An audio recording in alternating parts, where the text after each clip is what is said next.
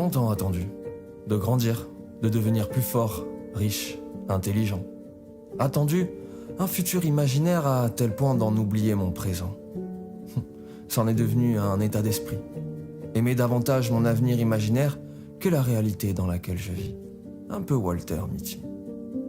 Ça m'a fait penser aux résolutions du nouvel an.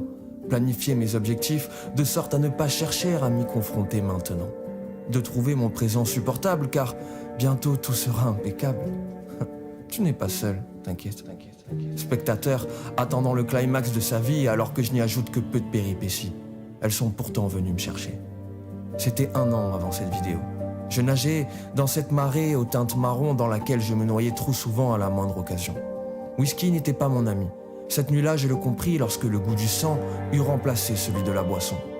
Trauma crânien, ainsi que 3 dents en moins, suite à une agression provoquée par mon comportement menaçant, j'assume.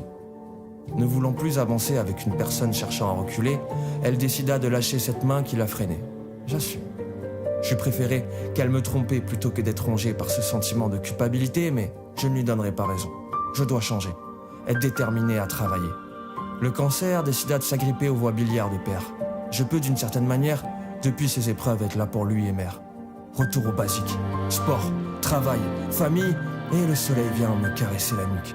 Mais une vague peut en cacher une autre et père nous quitte. Si vite. Cette nuit sera inscrite à jamais dans mes souvenirs. Cependant, je suis certain d'une chose. Il m'aurait crié de tenir.